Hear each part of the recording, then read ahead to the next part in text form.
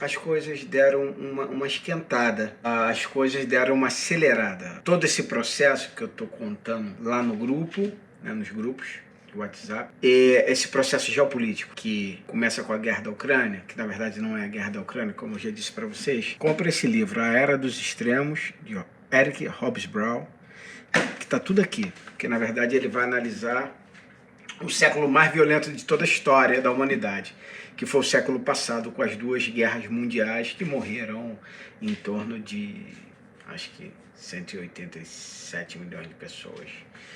Mas a contagem, quem vai saber? As valas, os soldados que entravam nas vilas e matavam, enterravam, eu não acredito em nenhuma contagem, mas morreu muita gente. Foi muito violento, foi muito sangrento e foi pouco tempo. 1914 começa a Primeira Guerra Mundial, aí 19 ela para, depois vem a Grande Depressão dos Estados Unidos, 29, e depois vai culminar na Segunda Guerra Mundial em 39. O que acontece? Nesse tempo, os Estados Unidos eram uma nação extremamente forte e eles conseguiram enfrentar 3 grandes obstáculos: o fascismo, a depressão econômica e a guerra. Todos esses 3, eles foram para dentro e venceram. Só que agora, não me parece que a gente tenha aquela força do passado da gloriosa América. Porém, a América fez uma reunião da OTAN em Madrid. E dessa reunião saiu as estratégias deles para os próximos 10 anos.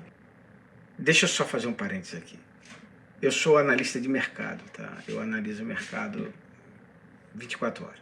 Segundo as informações que saíram agora, me parece que o capitalismo deu mais uns 5 ou 6 passos em direção ao abismo, mediante os dados que estão aí. E mediante a estratégia russa, que eu já falei aqui, e agora também eles estão falando lá, porque é claro, Putin está esperando chegar o inverno para jogar a economia alemã no buraco e com isso arrastar todo mundo.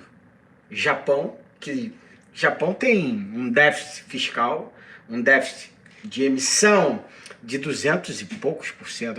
Eu preciso confirmar esse número, mas é um número absurdo, é isso aí mesmo. Estados Unidos está em 120, 110, 120. A Alemanha até seria uma nação fiadora, mas como é que faz para segurar todo mundo com a moeda única? Segurar uma Itália com 150% de dívida, uma Espanha com 130% de dívida. Ou seja, o mundo capitalista hoje está sentado sobre uma bolha, uma bomba, uma granada de dívida, que já tiraram o pino. Porém, a única coisa que pode desencadear essa granada se chama inflação. E controlar a inflação se chama recessão ou depressão. Tentar controlar esse gigante aí. E quem está com a chave do processo inflacionário global é Rússia e China. Os caras estão na luta de classes. O capitalismo precisa ser superado. É isso que Karl Marx pregou.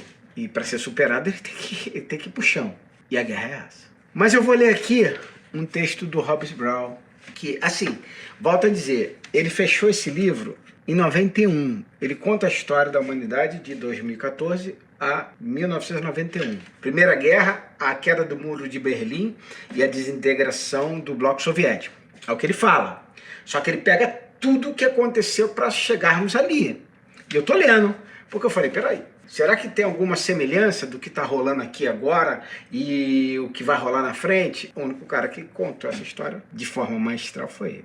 E eu vou ler aqui, e aqui eu encerro, tá? E eu acho que você devia ouvir isso. Só vim aqui te avisar que as coisas não estão melhorando, que a tensão está aumentando e que me parece que os Estados Unidos da América está apostando no caos total. Assim, é uma questão de orgulho. Nós somos a grande América, águia do deserto. Nós somos o farol, nós fomos escolhidos para ser a nação que vai guiar o planeta Terra. Mas não está rolando, não está. Assim, as coisas mudaram, os caras lá conseguiram mudar o jogo, só que os caras lá têm um livro de doutrina chamado O Capital de Karl Marx, que diz para eles que o indivíduo não é isso tudo e que o livre mercado é um veneno. É isso que diz lá. Então isso tudo precisa ruir.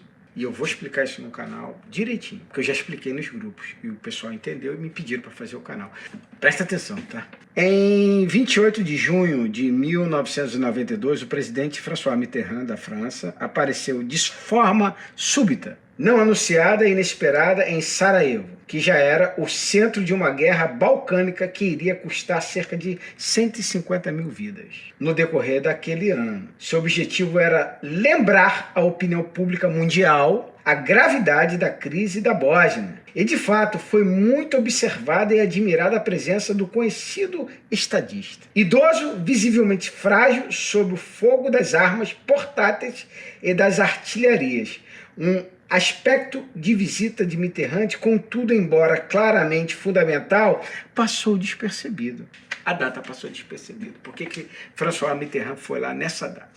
Porque o presidente da França escolhera aquele dia específico para ir a Sarajevo. Porque 28 de junho era o aniversário de assassinato em Sarajevo, em 1914, do arquiduque Francisco Ferdinand da Áustria-Hungria, ato que em poucas semanas levou à eclosão da Primeira Guerra Mundial. Para qualquer europeu culto da geração de Mitterrand, saltava aos olhos a ligação entre a data e o lugar.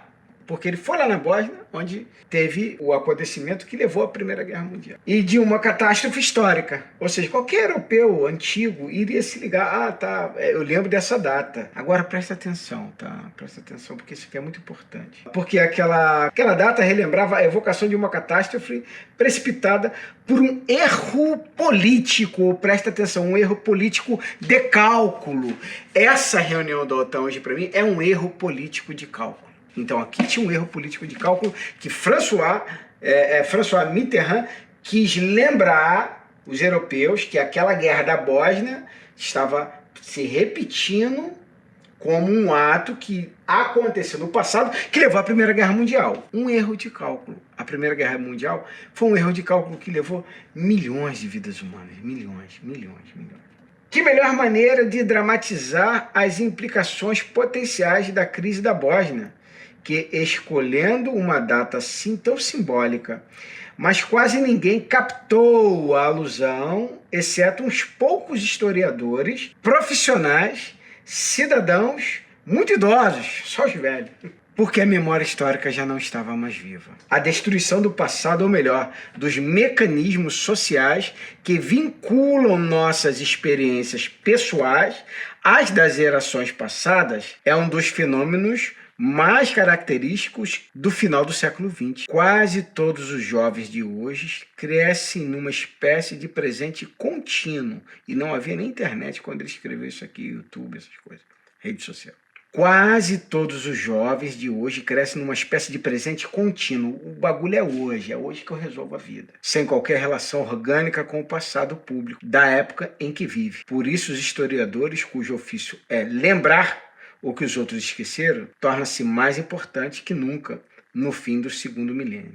A reunião da OTAN, para mim, é um erro de cálculo. Muito mais do que o erro de cálculo do Putin. Muito mais. Ainda mais com o que eles escreveram ali. Com a diretriz. Rússia é o inimigo, China precisa ser contida. A probabilidade disso não degringolar é muito menor do que a probabilidade da coisa sair de controle. Eu vou tentar explicar para vocês por que as coisas estão saindo de controle e por que hoje, com os dados que saem hoje da economia mundial, me parece que o capitalismo ocidental deu mais 5 passos em direção ao abismo. Então, assim, fica ligado em mim que eu vou ajudar vocês a entender isso aqui, tá bom? Um beijo.